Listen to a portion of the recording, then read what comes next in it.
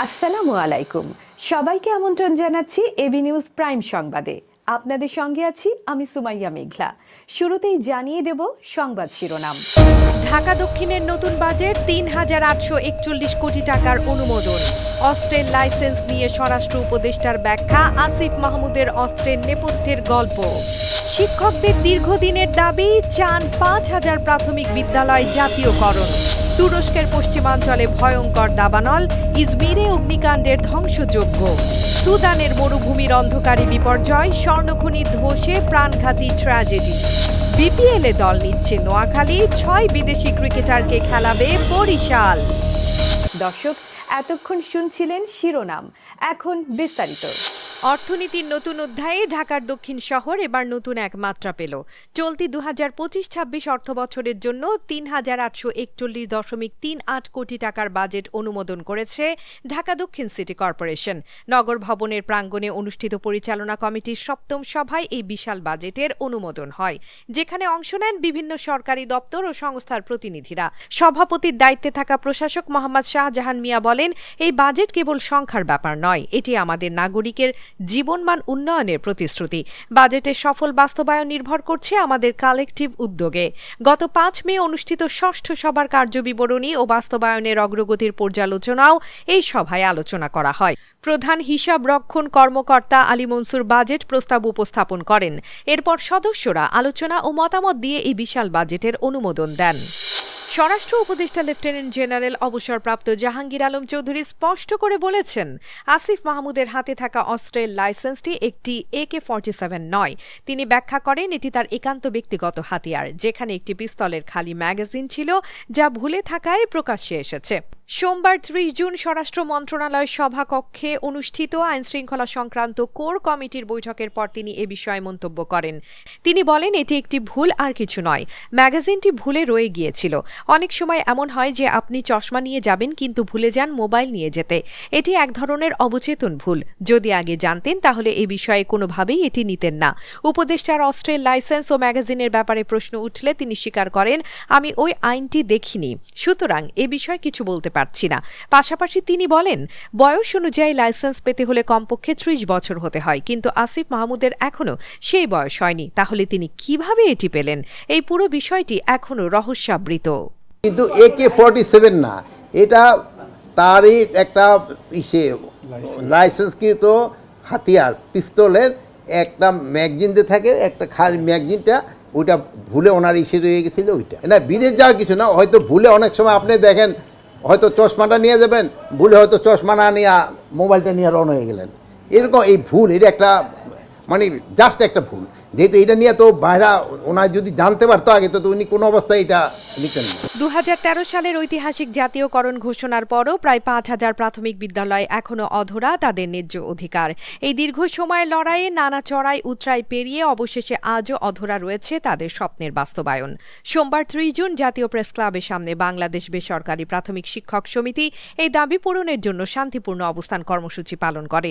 সমিতির সভাপতি মোহাম্মদ মামুনুর রশিদ খোকন বলেন, ২০১৩ সালের ২৭ মে প্রকাশিত গ্যাজেট অনুযায়ী ৩০,৩৫২টি বিদ্যালয় জাতীয়করণের আওতায় আসার কথা ছিল, কিন্তু রাজনৈতিক প্রতিহিংসার কারণে বঞ্চিত হল অনেক বিদ্যালয়। পাশাপাশি উপজেলা ও জেলা টাস্কফোর্স কমিটির সুপারিশ থাকা সত্ত্বেও এই বিদ্যালয়গুলো এখনও কার্যকর হয়নি। তবে সব আশ্বাস ও নির্দেশনা সত্ত্বেও দাবিগুলোর বাস্তবায়ন এখনও দৃশ্যমান নয়। ২০১৯ সালে ৫৬ দিনব্যাপী অনশন ও আন্দোলন চালিয়ে গেছেন শিক্ষকরা। এরপর থেকে বিভিন্ন সময় আন্দোলনের ঝাঁজ আরও বাড়ে। সর্বশেষ গত ৩ ফেব্রুয়ারি প্রাথমিক গণশিক্ষা মন্ত্রণালয় থেকে এক নির্দেশনা আসলেও তা কার্যকর হয়নি। আমাদের চলার কোনো গতি নেই, চলার গতি বন্ধ হয়ে গেছে, কোনো বেতন নাই। আমাদের যে সন্তানেরা, আমরা ওই টিউশনি করি, আবার নিজের পকেটের টাকা খরচ করে তাদেরকে নিয়ে আমি পড়ালেখা চালাচ্ছি আমাদের প্রতিষ্ঠানে। কেন হচ্ছে না আমরা নিজেরাও আসলে জানি না। আমরাও সেই আশায় আছি, প্রতিদিন দিনক্ষণে অপেক্ষায় থাকি কবে আমাদের জাতীয়করণের সংবাদটা আমরা পাবো, আমাদের দুঃখের অবসান হবে। আসলে কনসালটেশন কমিটি কর্তৃক ৫,০০০, অনধিক ৫,০০০ বেসরকারি প্রাইমারি তারা সুপারিশ করছে। এখন এটা অবিলম্বে জাতীয়করণের দাবিতে আমরা অবস্থান কর্মসূচি। পশ্চিম তুরস্কের ইজমির প্রদেশে ধেয়ে আসছে অগ্নিকাণ্ডের অশুভ ছায়া। এই ভয়াবহ দাবানল শুধুমাত্র একদিনের মধ্যে 4টি গ্রাম ও 2টি পাড়াকে বিপর্যস্ত করে ফেলেছে। স্থানীয় প্রশাসনের তথ্যে জানা গেছে পরিস্থিতি এতটাই মারাত্মক যে জীবন রক্ষা করতে বাধ্য হয়ে সেগুলো খালি করে ফেলা হয়েছে। তুরস্কের বনমন্ত্রী ইব্রাহিম ইউমাকলি সোমবার জানিয়েছেন, কুমুজাক ও দোগানবে এলাকায় বাতাসের গতিতে 40 থেকে 50 কিলোমিটার ছড়িয়ে পড়েছে অগ্নি সংকট। এই গতিযুক্ত বাতাস আগুনের বিস্তারকে আরও দ্রুততর করে তুলেছে। মন্ত্রী আরও জানান, হেলিকপ্টার, আগুন নিভানোর বিমানে, ট্রাক সহ বিভিন্ন যানবাহন ও 1000-এরও বেশি কর্মী এই অগ্নি নির্বাপন অভিযানে লিপ্ত। উদ্বেগজনক পরিস্থিতির মধ্যে ইজমিরের আদনান মেন্দেরেস বিমানবন্দরের কার্যক্রম সাময়িকভাবে স্থগিত করা হয়েছে। গভর্নর সুলেইমান এলবান জানিয়েছেন, বাতাসের গতি ঘণ্টায় 117 কিলোমিটার হওয়ায় আগুন দ্রুত বিস্তার লাভ করেছে। উর্কমেজ গ্রামের বাসিন্দারা নিজেদের বাড়িঘর রক্ষা করতে গাছ কেটে আগুনে অগ্নি নিরোধক ফাঁকা স্থান তৈরির চেষ্টায় ব্যস্ত। ফরাসি সংবাদ সংস্থা AFP জানিয়েছে, এই দৃশ্য যেন এক কঠিন যুদ্ধের মতো। উত্তর পূর্ব সুদানের হাওয়াইদ মরুভূমিতে এক ভয়াবহ স্বর্ণখনি ধসের ঘটনা ঘটেছে, যেখানে কমপক্ষে 50 শ্রমিকের জীবন হারানোর শোকাবহ খবর এসেছে। এই দুর্ঘটনা ঘটে শনিবার ভোরের দিকে, যখন খনির এক অংশে বিপুল পরিমাণ পাথর ও বালি ধসে পড়ে। প্রত্যক্ষদর্শীদের মতে এই ধসের ফলে শ্রমিকরা আটকা পড়ে যান এবং তাদের উদ্ধার কার্যক্রম এখনও সম্পূর্ণ হয়নি। অভিজ্ঞতা বলছে, এই ধরনের দুর্ঘটনায় অনেক শ্রমিকের জীবন ঝুঁকির মধ্যে পড়ে। স্থানীয় শ্রমিক ও উদ্ধারকারীরা জানিয়েছেন, ধসের পর আশপাশের অন্য অংশের শ্রমিকদের দ্রুত উদ্ধারের জন্য তৎপরতা চালানো হয়। তবে দুর্ভাগ্যবশত ভারী যন্ত্রপাতির অভাবে ধ্বংসস্তূপে আটকে পড়া সবাইকে উদ্ধার করা সম্ভব হয়নি। ধারণা করা হচ্ছে নিহতের সংখ্যা কমপক্ষে 50 জন।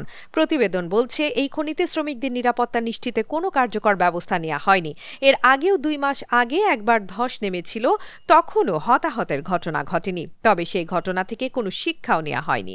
সুদান বিশ্বের সবচেয়ে বড় স্বর্ণ রপ্তানিকারক দেশ হিসেবে পরিচিত হলেও দেশের বিভিন্ন খনিতে শ্রমিকের নিরাপত্তা নিয়ে ব্যাপক সমালোচনা চলমান। বাংলাদেশ প্রিমিয়ার লিগের এবারের আসর অনুষ্ঠিত হওয়ার কথা রয়েছে চলতি বছরের ডিসেম্বরে। দীর্ঘ অপ্রকাশিত অপেক্ষার পর অবশেষে প্রিমিয়ার লিগের আসন্ন আসরে নতুন এক দল যোগের পথে। ইতিমধ্যেই এই দলের জন্য আবেদনপত্র জমা দিয়েছে সায়ান্স গ্লোবালের মালিকানাধীন একটি প্রতিষ্ঠান।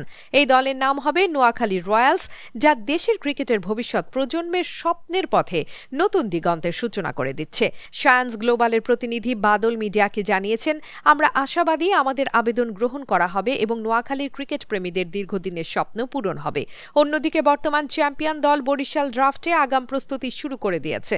দলের কর্ণধার মিজানুর রহমান জানিয়েছেন, তারা ইতিমধ্যে 6 জন বিদেশি ক্রিকেটার দলে ভিড়িয়েছেন।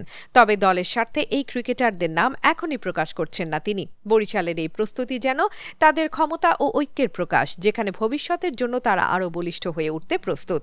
অপরদিকে রংপুরের স্কোয়াডে নেই সাকিব আল হাসান। দেশের বর্তমান পরিস্থিতির কারণ দেখিয়ে রংপুরের টিম ডিরেক্টর শানিয়ান তানিম জানিয়েছেন, এই মৌসুমে সাকিবের না থাকার সিদ্ধান্ত নেওয়া হয়েছে। দর্শক, এতক্ষণ আমাদের সঙ্গে থাকার জন্য ধন্যবাদ। সর্বশেষ সংবাদ পেতে ভিজিট করুন আমাদের ওয়েবসাইট www.abnewsinternational.com এ। সেই সঙ্গে নিয়মিত ভিডিও নিউজ পেতে আমাদের ফেসবুক পেজ ও ইউটিউব চ্যানেলে চোখ রাখুন।